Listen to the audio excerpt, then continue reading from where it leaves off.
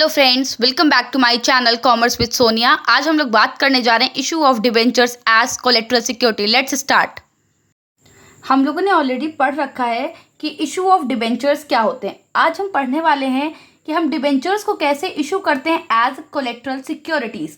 अब पहले तो बात कर रहे थे कि कोलेटरल सिक्योरिटीज़ क्या होती हैं। जैसे कि हम बैंक से या किसी भी पर्सन से जो है लोन लेते हैं तो उनको एज अ सिक्योरिटी हमें कुछ चीज़ें जो है देनी पड़ती है, जिससे कि उन्हें ये चीज़ पता रहे कि अगर हम उनका लोन नहीं पे कर पाएंगे तो वो इन असेट्स को सेल आउट करके जो है अपना लोन ले लेंगे। तो नॉर्मली क्या होता है कि हम अपने किसी असेट को जो है एज अ सिक्योरिटी रखते हैं, बट असेट के अलावा हम जो है डिबेंचर्स को भी एज अ सिक्योरिटी जो है रख सकते हैं बैंक के पास या किसी भी ऐसे पर्सन के पास जिससे कि हमने जो है लोन ले रखा है, यानी कोई डेट ले रखा है। हम जो भी असेट जो है एज कोलेटरल सिक्योरिटी रखते हैं उसको हम प्राइमरी सिक्योरिटी कहते हैं, और इन डिबेंचर्स को अगर हम एज अ कोलेटरल सिक्योरिटी रखते हैं तो इनको हम सेकेंडरी सिक्योरिटी कहते हैं। Collateral security means secondary security in addition to the principal of primary security. जो भी प्राइमरी सिक्योरिटी है उसके अलावा जो हमने सेकेंडरी सिक्योरिटीज रखी है उन्हीं को हम कोलेटरल सिक्योरिटीज कहते हैं। यानी यहाँ पे हम debenture as a secondary security रख रहे हैं। प्राइमरी सिक्योरिटी में हमने कुछ और ऑलरेडी रख रखा है, हम यहाँ पे डिबेंचर्स को एज सेकेंडरी सिक्योरिटी रख रहे हैं। द बैंक और the other person to whom such debentures are issued as collateral securities will not be entitled to any interest on these debenture।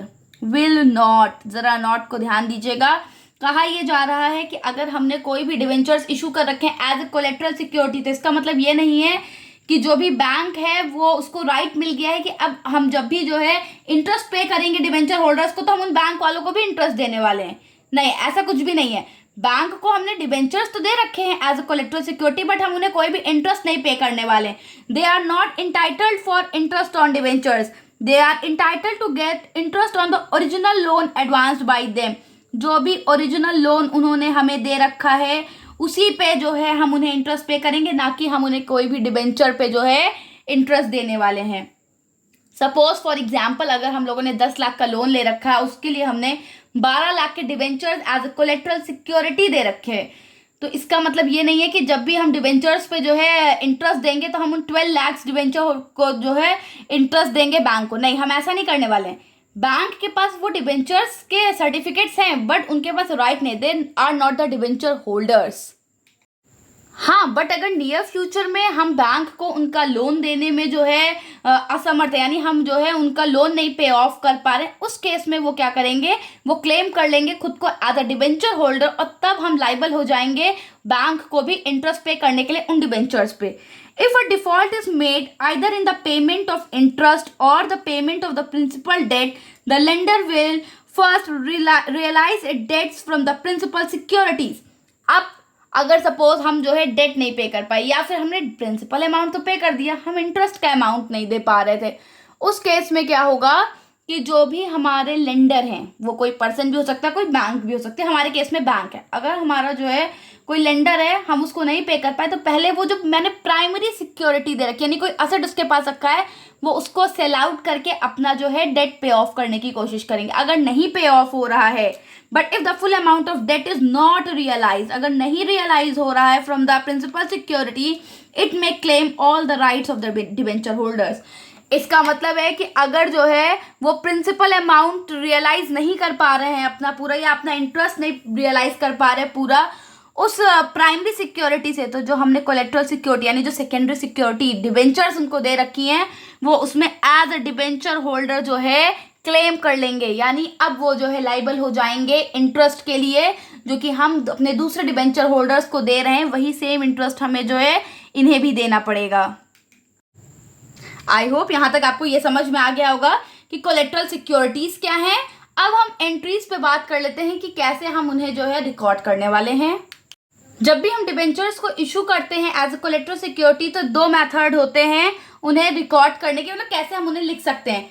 First method है when not recorded in books, यानी जब भी जो है हम books में उन चीज को रिकॉर्ड नहीं करने वाले हैं कि हमने डिबेंचर्स को कोलेटरल सिक्योरिटीज की तरह इशू किया, तब हम क्या एंट्री करेंगे।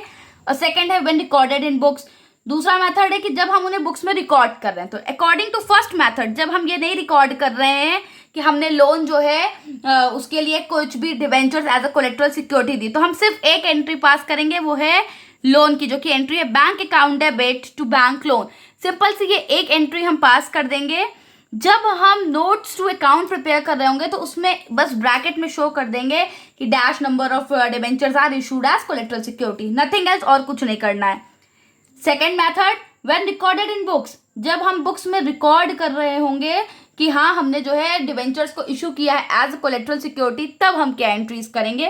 पहली एंट्री सेम रहने वाली है, जो कि है आपकी लोन लेने की, जो कि है bank account debit to bank loan, and second entry will be debenture suspense account debit to percentage debenture, जो भी हमने जो है डिवेंचर इशू किए हैं। तो आपकी जो सेकेंड एंट्री होगी वो होगी debenture suspense account debit to percentage debenture. अब ये सस्पेंस अकाउंट इसलिए ओपन किया जा रहा है क्योंकि यहाँ पे हमें नहीं पता है कि हमें कब पे करना है, क्या पे करना है, कितना पे करना होगा। तो जब हमें कोई चीज़ पता नहीं होती तो उस केस में हम सस्पेंस अकाउंट ओपन कर देते हैं।